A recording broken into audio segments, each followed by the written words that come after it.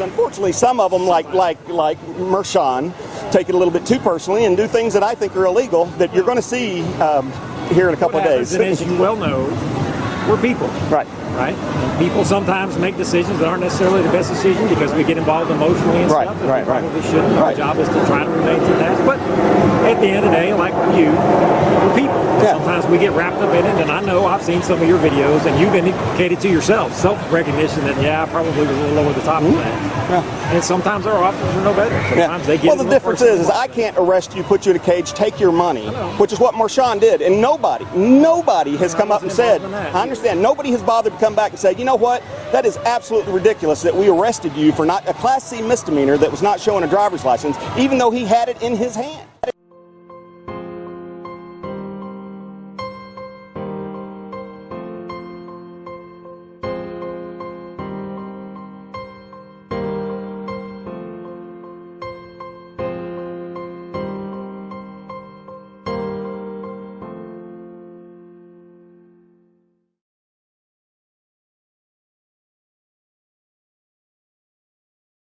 Lack of discipline for Texas cop abusing suspect in jail shows Carrollton mayor is clueless. The Carrollton Police Department seems to respond to all complaints with a standard form letter stating they did nothing wrong.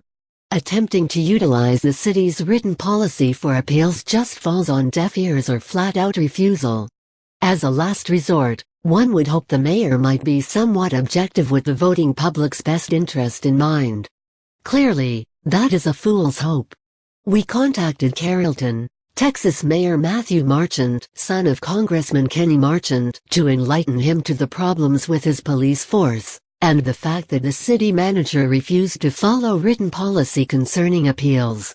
Instead of enforcing the city's policy, he responded, "Our police department takes complaints seriously and has a history of disciplining and even terminating officers that are so deserving. The form letter and lack of response we have received would indicate otherwise." Add that the city manager wouldn't even follow the appeals policy showed us the mayor's response was laughable. Maybe it was just us? We made a cursory search for incidents with Carrollton police officers, and came upon what should have been the perfect example to easily validate Mayor Marchant's claim. It did not. A few years back, a Carrollton officer arrested a man for DWI. While checking into jail, the officer asked the suspect to give him his coat. When the suspect declined, the officer shoved him face first into the wall with such force, he was nearly horizontal at the time of impact. Having his hands in his pockets made him particularly vulnerable to such an aggressive response. While the suspect admitted to drinking, he was not being aggressive.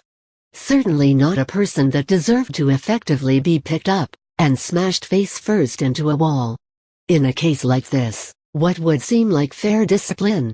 Not as just a police officer, but as any person. If you took a vulnerable, unsuspecting person, and smashed him face first into a wall, what would be your consequences? A slap on the wrist? It being left to the victim to decide if he/she wanted to file civil suit. Cities now know that they can get away with quite a bit without worry. As with our case, the mayor and city attorney went so far as to taunt us, challenging us to get a private attorney. Why? They know that attorneys only want slam-dunk cases. Cases so egregious that settlement or a quick jury trial will be clear, because they want to split the winnings.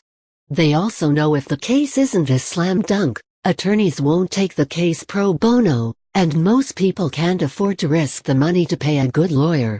Even if they lose, they have an endless supply of taxpayer money to pay. In our example case, the officer only faced a civil trial.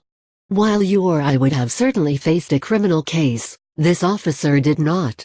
He did, however, lose his civil case to the amount of $80K. Not the city, but the individual officer. That may appear to be a pretty big hit for any person, but police have the protection of lawsuit insurance and the backing of their union. Where is this officer today? He is still employed by the Carrollton Police Department, and has faced no criminal charges. Was the city good at disciplining and even terminating based on such an egregious act? Did they even file criminal assault charges on this officer? No. Even after the personal trial against the officer, the city stated they would take no more action against the officer. Is Mayor Matthew Marchant a liar? Clueless? Just another blowhard politician? Mayor Matthew Marchant. Phone: 972-466-3001. Twitter, @MatthewMarchant. Email, matthew.marchant@cityofcarrollton.com. City of Carrollton. Facebook, Carrollton Police Department. Facebook.